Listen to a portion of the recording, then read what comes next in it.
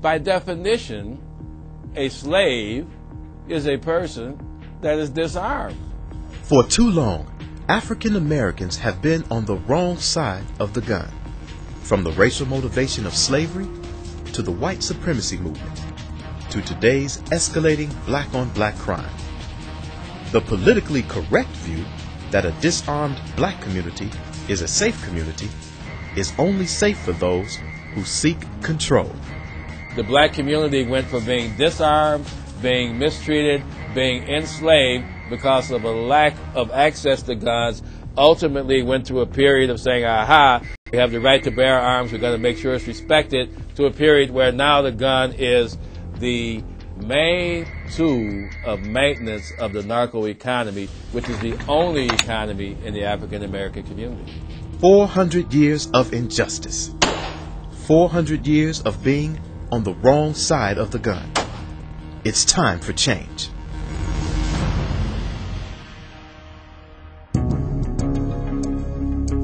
Why is the gangbanger who has the Saturday night special in his pocket given more rights than the average everyday citizen? Even though he was illegally armed, he has a right to defend himself, and you have not the ability to defend yourself. The law says that I can't buy a certain gun, that if I can't carry a gun a certain way, I abide by that because I'm law-abiding.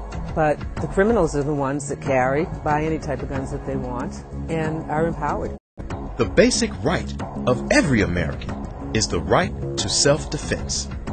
Take away that right, and the individual is powerless. It's not unusual for America in its long history to disarm or seek to disarm undesirable populations. Gun control laws have kept African Americans in their place for hundreds of years.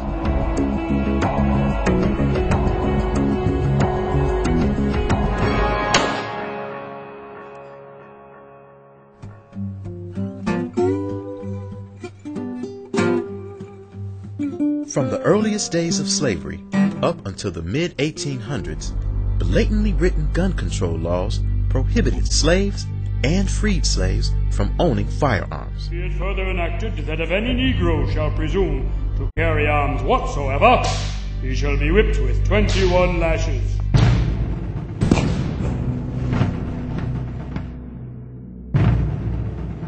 The passage of the Civil Rights Act of 1866, African Americans were given the right to bear arms, but new laws were written in such a way to exclude blacks from purchasing guns. The greatest service the authorities can render the city now is to disarm every Negro, search every Negro house, and arrest everyone who is... Inexpensive handguns were banned, or high taxes were imposed to keep guns out of the financial reach of a mostly poor black community.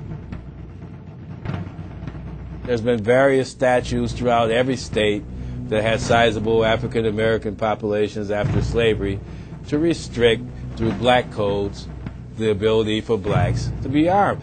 In 1941, Florida Supreme Court Justice Buford declared the original 1893 Florida Gun Control Act was passed with the purpose of disarming Negro laborers. The statute was never intended to be applied to the white population.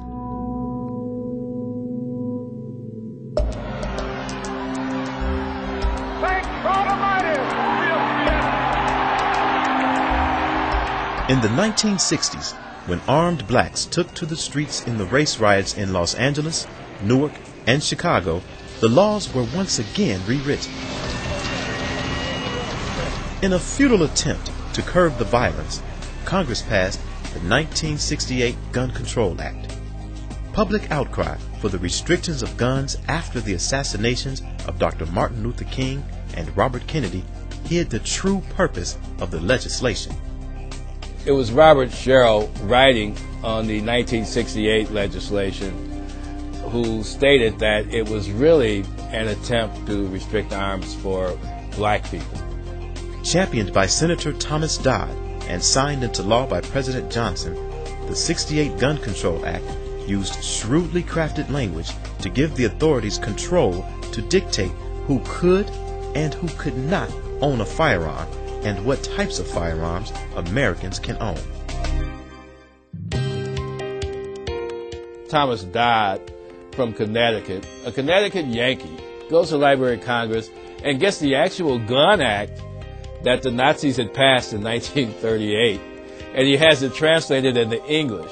The 68 Gun Control Act was written and in some cases almost copied word for word from the same laws the Nazis used in 1938 to control undesirable populations in Hitler's Germany. Both documents categorize and restrict firearms to certain individuals.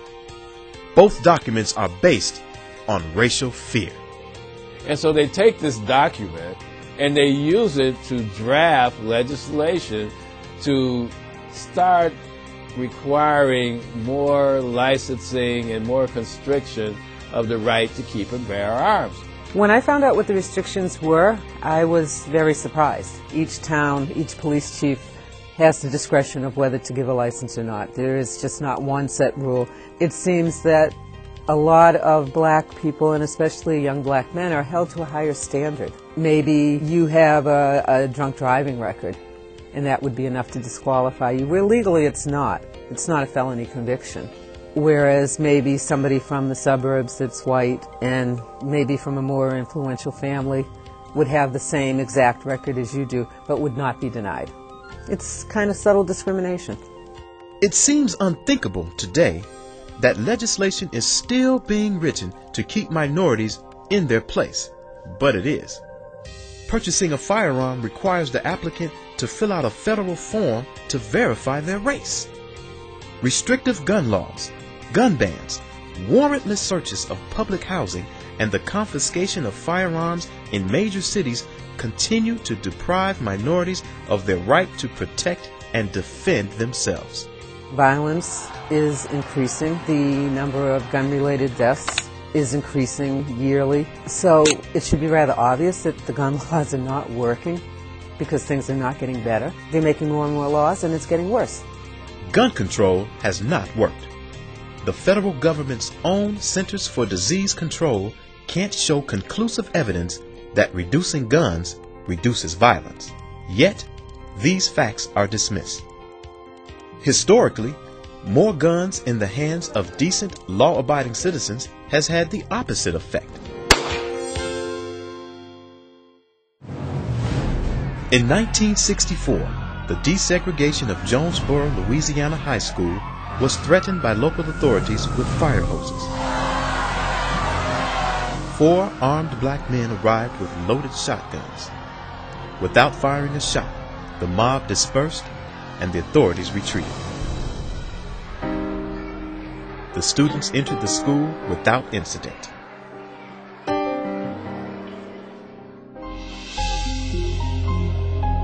Those men were members of the Deacons for Defense, an armed citizens militia founded in Jonesboro, Louisiana. The Deacons were everyday citizens who by 1965 had organized into more than 50 chapters throughout the South in self-defense from the Ku Klux Klan. In 1964, down in Louisiana, there were all types of demonstrations going on by freedom riders. Many times, the demonstrations would be met by armed white resistance. People were dying and being shot and intimidated because they were unarmed. And basically, because they were unarmed, they were also being denied the right to vote. The Deacons protected civil rights workers for CORE, the Congress of Racial Equality, who were registering voters in Louisiana and Mississippi. They patrolled black neighborhoods and protected black churches where CORE was holding voting rights seminars. These were regular, everyday people. They were not some paramilitary group. The thing that made them different is they were veterans from the Korean War. They were veterans from World War II. And so they did have the training and they did have the discipline that came from being veterans. Once the Klansman and the white citizen consular and the deputy sheriff that was wearing the sheet at night learned that these deacons for defense would shoot back, then they were not as readily willing to go and pounce upon them in the wee hours of the morning. Are you going to do something about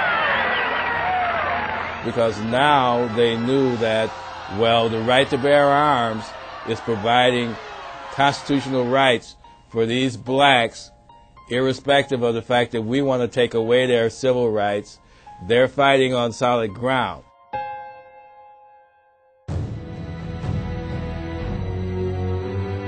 The effectiveness of the deacons in deterring violence was so great that Dr. Martin Luther King and Floyd McKissick of CORE hired the deacons to protect the marchers from Klan aggression in the 1966 March Against Fear. The very effect of armed resistance in the name of civil rights is what really cast a new enthusiasm into the civil rights movement at a critical time.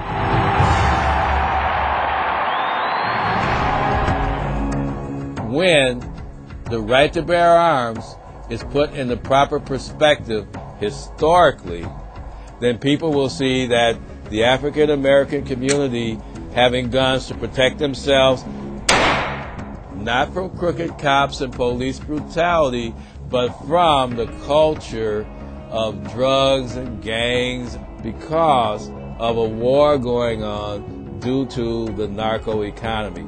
And so until we address why are these people armed, why are they shooting, we're not going to be able to create an oasis of redevelopment in the inner cities of America. Inner city violence is directly related to the black market for illegal drugs, gangs, and drug dealers' turf wars. Today's war on drugs, like alcohol prohibition in the 1920s, share many similarities. Back then, gangsters and bootleggers took to the streets to protect their territories. Homicide rates skyrocketed at the beginning of Prohibition, then took a huge drop after its repeal. Homicide rates again spiked in the early 1970s when President Nixon declared America's war on drugs. More than 35 years later, homicide rates in America's inner cities fluctuate but continue to peak. We've got to stop the demonization of guns. We've got to encourage law-abiding citizens to arm themselves. And then we have to circulate that information throughout the high crime areas.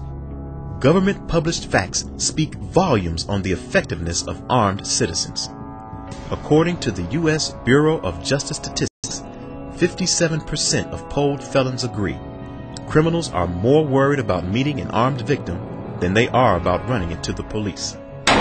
And, according to the U.S. Department of Justice, the probability of serious injury to women during an attack is 2.5 times greater when they are unarmed. If women were able to freely carry firearms, there would be less chance of somebody looking at them as a victim. There would be less crime committed against women because a criminal would have to question, is this woman armed?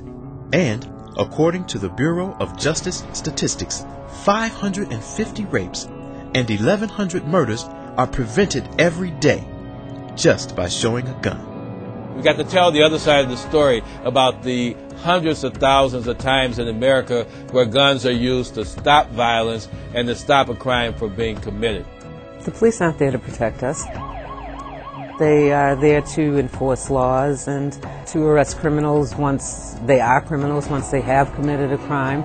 But they're not our personal bodyguards, so I have to do that for myself.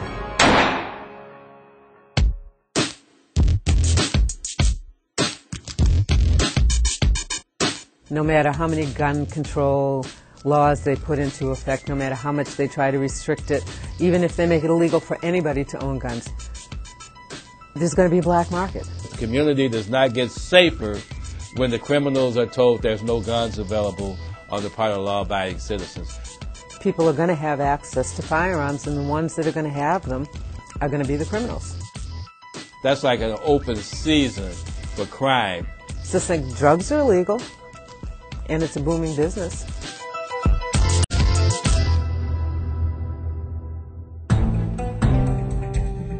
History has a habit of repeating itself.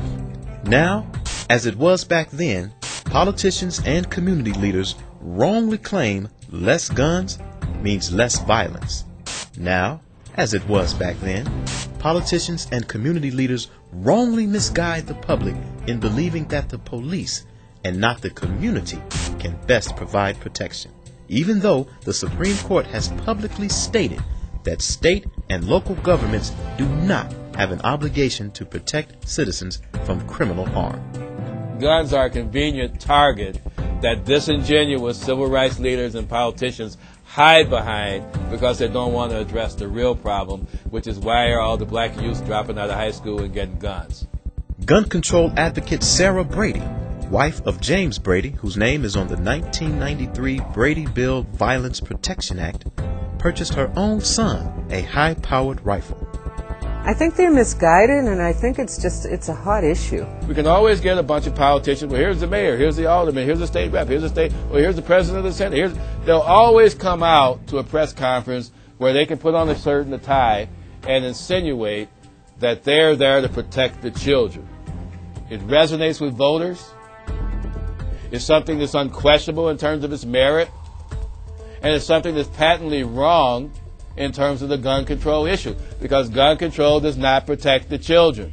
Fact is, a child up to the age of 14 is 4 times more likely to drown, 4 times more likely to die in a fire, and 13 times more likely to die in an auto collision than from a firearm accident.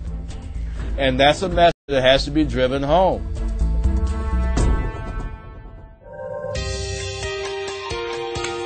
What we've got to do is create a solidarity for gun owners that are across the political spectrum, across the racial spectrum. I think that it's high time that blacks, whites, all Americans of goodwill realize that the sacred right to self-defense is at risk in America during the next 4 years in an Obama administration, with Eric Holder going in as Attorney General. Why? Not because they're bad people, but because their philosophy is such that drying up the availability of guns will create greater safety. So I think that what we're looking for is not to be found with gun control, but can only be found when citizens take it upon themselves to protect themselves and their property.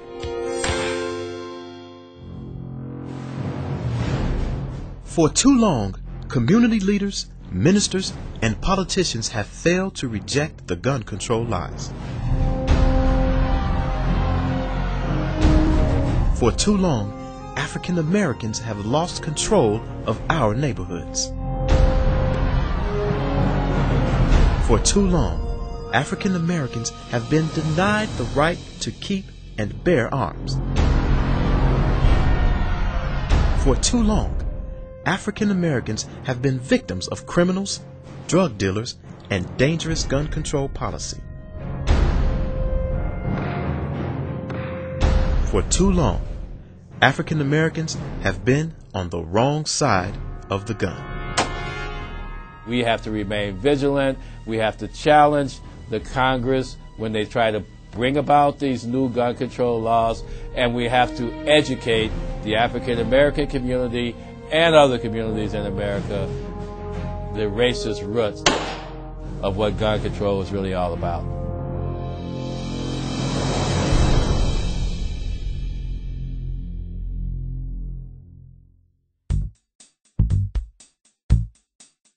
I believe that productions like this video provide a valuable tool for average, everyday Americans to get the message out to their neighbors, to the people in the community, to the people at their church, to the people at their schools, and to the elected officials that set policy in their areas.